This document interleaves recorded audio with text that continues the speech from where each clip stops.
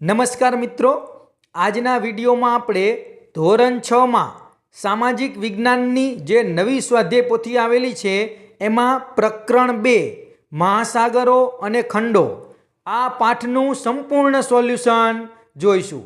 તો મિત્રો, તમે જો મારી ચેનલ ઉપર પહેલીવાર આવ્યા હોય તો મારી ચેનલ સબસ્ક્રાઈબ કરી બાજુમાં આવેલું બેલ આઇકન પ્રેસ કરી લેજો અને અમારા આ પેજને ફોલો પણ કરી લેજો, જેથી આવનારા બીજા નવા વિડીયો ઝડપથી તમારા સુધી પહોંચી શકે।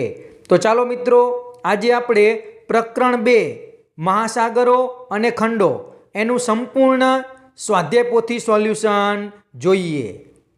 પ્રશ્ન 1, એમાં વૈકલ્પિક પ્રશ્નો છે।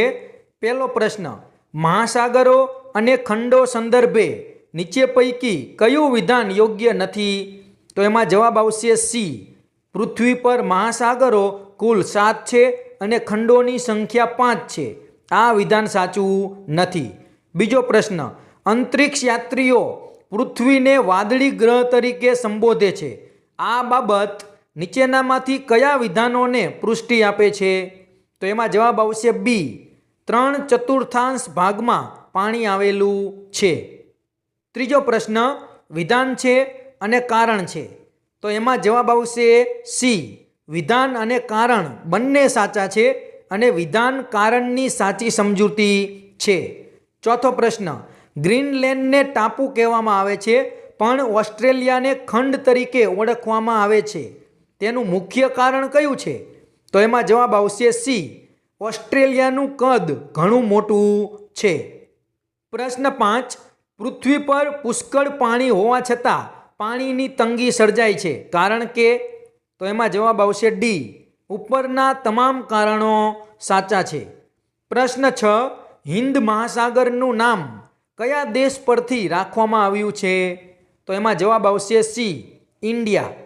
પ્રશ્ન 7, પૃથ્વી પર વિપુલ માત્રામાં લગભગ 3/4 ભાગમાં પાણી ઉપલબ્ધ હોવા છતાં જળ સંકટ કે પાણીની તંગીની ગંભીર ચર્ચા શા માટે થાય છે? તો એમાં જવાબ આવશે એ, મહાસાગરોનું મોટા ભાગનું પાણી ખારું છે અને પીવા કે વપરાશ યોગ્ય નથી। પ્રશ્ન 8, એમાં વિધાન અને કારણ આપેલું છે। તો એમાં જવાબ આવશે એ, વિધાન અને કારણ બંને સાચા છે અને કારણ વિધાનની સાચી સમજૂતી છે।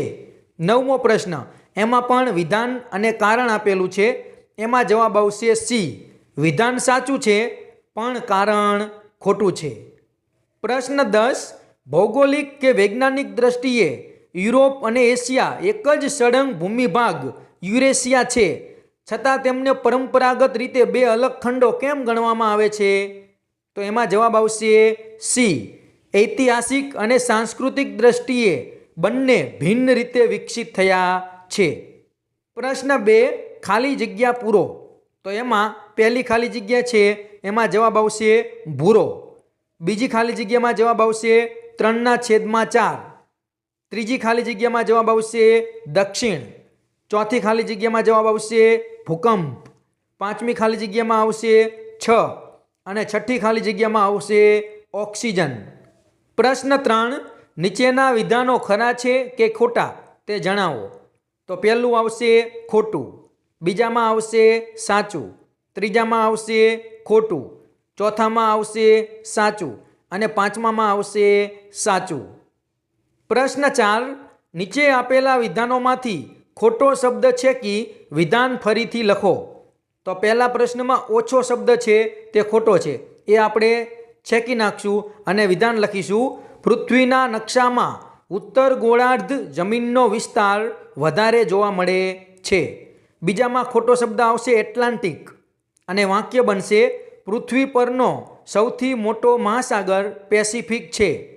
ત્રીજામાં ખોટો શબ્દ આવશે અરબી સમુદ્ર અને વાક્ય બનશે, ભારતની પૂર્વ દિશામાં બંગાળનો ઉપસાગર આવેલો છે। ચોથો પ્રશ્ન, એમાં ખોટો શબ્દ આવશે લક્ષદ્વીપ અને વાક્ય બનશે, વિશ્વનો સૌથી મોટો ટાપુ ગ્રીનલેન્ડ છે। પાંચમા પ્રશ્નમાં ખોટો શબ્દ આવશે ચક્રવાત અને વાક્ય બનશે, સમુદ્રના તળિયે ભૂકંપ કે જ્વાળામુખીના કારણે આવતા શક્તિશાળી મોજાને સુનામી કહે છે। છઠ્ઠામાં ખોટો શબ્દ આવશે મહાસાગરો અને વાક્ય બનશે ઓલિમ્પિકમાં રહેલા 5 વર્તુળ 5 ખંડોનું પ્રતિનિધિત્વ કરે છે. પ્રશ્ન 4 જોડકા જોડો. એમાં પહેલાની સામે આવશે બી, બીજાની સામે આવશે એ, ત્રીજાની સામે આવશે ઈ, ચોથામાં આવશે સી અને પાંચમામાં આવશે ડી. પ્રશ્ન 5 મને ઓળખો. એમાં પહેલા પ્રશ્નમાં જવાબ આવશે પેસિફિક મહાસાગર, બીજામાં જવાબ આવશે એન્ટાર્કટિકા ખંડ, ત્રીજામાં જવાબ આવશે યુરેશિયા, ચોથામાં જવાબ આવશે સુનામી અને પાંચમા પ્રશ્નમાં જવાબ આવશે પનામા ઇસ્થમસ. પ્રશ્ન 6 સંકલ્પના સ્પષ્ટ કરો. એમાં પહેલું ભૂખંડ, તો એનો જવાબ આવશે પૃથ્વીની સપાટી પર આવેલા વિશાળ અને સળંગ ભૂમિ ભાગને ભૂખંડ કહે છે. બીજું છે ટાપુ, તો એમાં જવાબ આવશે ચારે બાજુ પાણીથી ઘેરાયેલા જમીનના નાના ભાગને ટાપુ કહે છે. પ્રશ્ન 7 નીચેના પ્રશ્નોના સવિસ્તાર ઉત્તર આપો. પહેલો પ્રશ્ન મહાસાગરો પૃથ્વીના ફેફસા તરીકે કાર્ય કરે છે, સમજાવો. તો જુઓ એનો જવાબ મેં આ લખેલો છે, તમે વિડીયો સ્ટોપ કરી અને આનો જવાબ લખી લેજો.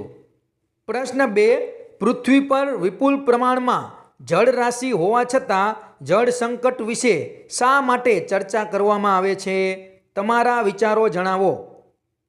કે પૃથ્વી ઉપર આટલું બધું પાણી છે છતાં પણ જળ સંકટ વિશે શા માટે ચર્ચા કરવામાં આવે છે? પાણી બચાવવું વિશે શા માટે ચર્ચા કરવામાં આવે છે? તો એના વિશે આપણે આપણા વિચારો રજૂ કરવાના છે. આમાં તમે મૌલિક રીતે પણ તમારો જવાબ લખી શકો. જુઓ મેં અહીંયા જવાબ લખેલો છે, તમે જોઈ શકો છો. અને મિત્રો આ વિડીયો તમે લાઇક ના કર્યો હોય તો જરૂરથી લાઇક કરી દેજો અને ચેનલ સબસ્ક્રાઈબ ના કરી હોય તો મારી ચેનલ જરૂરથી સબસ્ક્રાઈબ કરી લેજો.